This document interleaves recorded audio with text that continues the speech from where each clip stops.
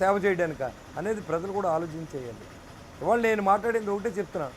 ప్రజలు మంచి చేసినా మంచి అని చెప్పకపోతే రోడ్లెక్కి మాట్లాడుతున్న జగన్మోహన్ రెడ్డి బ్యాచ్కి ఏం చెప్పాలి? కులాలను విడదీస్తూ ఉన్నారు, మతాలను విడదీస్తూ ఉన్నారు, కాపులతో మీటింగ్ పెట్టిస్తాడు, కాపులతో పవన్ కళ్యాణ్ గారు తిట్టిస్తారు, కాపులతో చంద్రబాబు నాయుడు గారు తిట్టిస్తారు. ఏంటి, ఎలాంటి ఇండికేషన్ అండి ఇది? ఇది రాష్ట్రం పాడైంది, రాష్ట్రం గురించి కలిసి పనిచేయాలి, రాష్ట్రంలో ప్రజలకు న్యాయం చేయాలి అనే ఉద్దేశంతో అన్ని పార్టీలు కలిసాం. ఖచ్చితంగా రాష్ట్ర ప్రజల కోసమే మనం పనిచేస్తాం. దీంట్లో కక్ష సాధింపులు ఏముండో. ఏదైతే దోచుకున్నారో, మీరు దాచుకున్నారో, రాష్ట్ర ప్రజలను దోచుకున్న డబ్బుని ఇవాళ కేసులు పెడితే మామూలు కక్షకి పెట్టి కేసులు పెడతా అంటున్నారు. అది చాలా తప్పు. ఏదైతే వాళ్ళు వివాదాస్పదంగా మాట్లాడారో, ఏదైతే ఆ రోజు పార్టీ ఆఫీసుల మీద దెబ్బలాటకి వెళ్ళారో, కొట్టారో, అలాంటి సందర్భాల్లో కేసులు పెట్టి ఉండొచ్చు తప్ప ఎవరి మీద మా కాన్షియన్స్ లేదు. ఏ ఒక్కరి మీద నేను కేసు అమలు చేయించలేదు. మా కక్ష సాధింపులు అవసరం లేదు. పరిపాలన చేయడానికి ఓట్లు వేశారు, ఆ పరిపాలన చేస్తాం, మంచి చేస్తాం, మా పని మేము చూసుకుంటాం, వెళ్ళిపోతాం తప్ప వాళ్ళ నోరు కొవ్వెత్తి తిట్టవలసిన అవసరం లేదు. కొవ్వేస్తే చూస్తా కూడా ఊరుకోమని కూడా తెలియజేస్తూ ఉన్నాం. మీరు ఈ భాష ఇప్పుడు మాట్లాడితే మేము కూడా అదే భాష ఇంతకంటే దారుణంగా మాట్లాడే కెపాసిటీ మాకుంది. కానీ మా నాయకుడు గీత దాటకూడదు. మీరు చాలా జాగ్రత్తగా ఉండాలి. మీరు చాలా జాగ్రత్తగా ఉన్న ప్రెస్లో బాధ్యతగా మాట్లాడండి. బాధ్యతగా ఉన్న 100 సార్లు చెప్తున్నారు.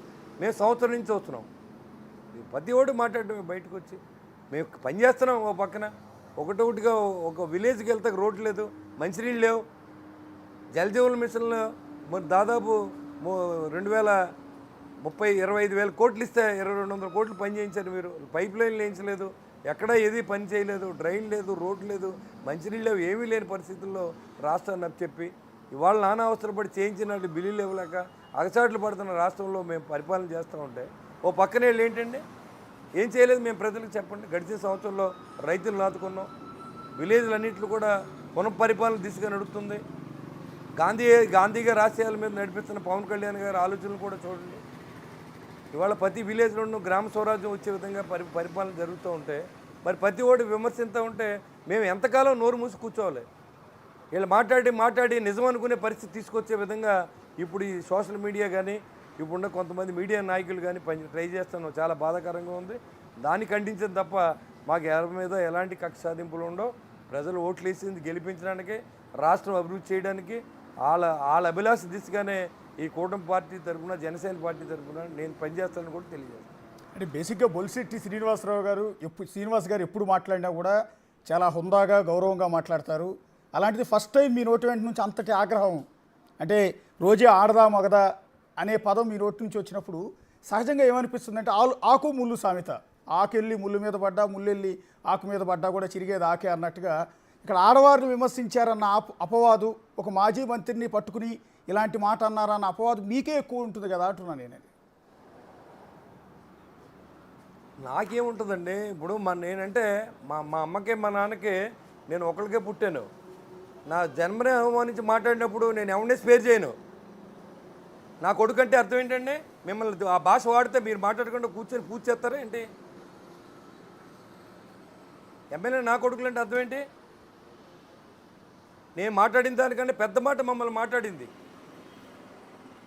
Yes sir, seriously objectionable. మీరు అన్నారు కాబట్టి చెప్తున్నాను. నా కొడక అంటే నేను కూడా ఎట్టి పరిస్థితిలో ఊరుకోను, ఎవరు ఊరుకోరండి బేసిక్గా. కాకపోతే ఏంటంటే నేను అంటున్నది మీకు అర్థమైందా? అదే చేశాను నేను కూడా, ఆడవాళ్ళని కూడా అదే చేశాను, చేస్తాను కూడా. ఆడవాళ్ళు మగవాళ్ళని ఎన్ని మాటలు అన్నా కూడా ఇక్కడ భాష మార్చుకోకపోతే ఏమీ చూడవలసిన అవసరం లేదు. వాళ్ళ భాష మార్చుకోవాలి, హోందాగా వ్యవహరించమనండి. మేము అంతకంటే హోందాగా వ్యవహరిస్తాం. దిగజారి మాట్లాడితే దానికి పరివేశానం కూడా వేరే ఉంటుంది. పవన్ కళ్యాణ్ అంటది ఏంటండి? అసలు ఏం మాట్లాడుతుంది పవన్ కళ్యాణ్ గురించి? ఒక మంత్రిగా, రాష్ట్ర ఉప ముఖ్యమంత్రి ఇతని పవన్ కళ్యాణ్ గారు లేదా పవన్ కళ్యాణ్ ఏంటి ఆ భాష ఏంటి? అంటే బాధ్యతగా ఉండమంటే నెగ్గితే మీరేమన్నా పడాలా? మేము అవసరమైతే రాజకీయాలు వదులుకుంటాం, కానీ మాట పడం. మా జన్మతో మాకు వచ్చింది, మేము ఎప్పుడు మారం, సచ్చిదాకా ఎలాగ ఉంటాం. జాగ్రత్తగా మాట్లాడమని చెప్తున్నాం, ఇప్పుడు కూడా హెచ్చరిస్తూ ఉన్నాం. మీరు జాగ్రత్తగా మాట్లాడండి, మేము జాగ్రత్తగా మాట్లాడతాం. హోందాగా వ్యవహరించండి, మమ్మల్ని తిట్టకండి. మేము తప్పు చేస్తే మీరు నిలబెట్టి అడగండి, సమాధానం చెప్తాం. చట్టాన్ని తయారు చేసేలో భాగస్వాములు ఉంటే సభకు రండి, మీ దగ్గర 11 మంది ఎమ్మెల్యేలు, హోందాగా వ్యవహరించండి. అంతేగాని ఎవరిని పడితే ఆడి నోరుకొచ్చినట్టు మాట్లాడి రెచ్చగొట్టి రాష్ట్రాన్ని అధోగతి పాలు చేయాలనే ఆలోచనతో ప్రయత్నం వైసీపీ నాయకులకు చెప్తున్నాను నేను మళ్ళీ. మీరు బాధ్యత గల పౌరులుగా ఉంటే ఆంధ్ర రాష్ట్రంలో అందరూ కలిసి పరిపాలన చేద్దాం. మంచి సలహాలు ఇవ్వండి, మంచి చేయించండి, సభలో మాట్లాడండి, తప్పులేదు. సభకు రారు, బయటకు వచ్చి ప్రెస్ మీట్లు పెడతారు. మీకు హక్కే ఉంది. మిమ్మల్ని 11 మంది ఎన్నుకున్నారు కదా, మీరు రావాలి కదా.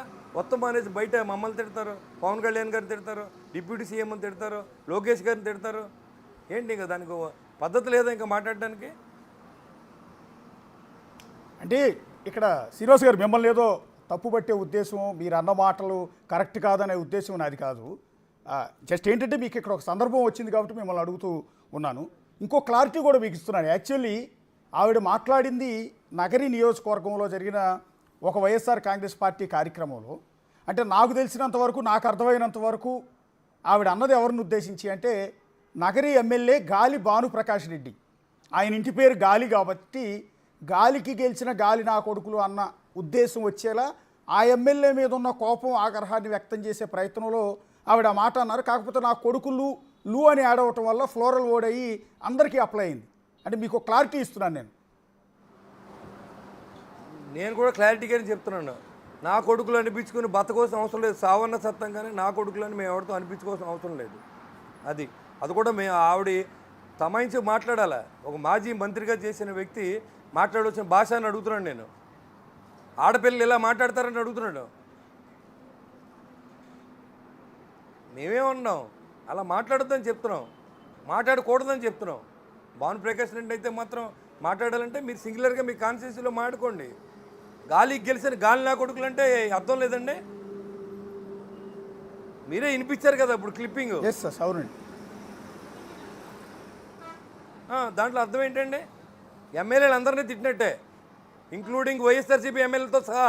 నేను ఇలాగ అంటాను. అంటే నన్ను ఇష్టం వచ్చినట్టు దూషిస్తున్నారు కాబట్టి నేను కూడా మాటలు తోలాల్సి వస్తోంది అనేది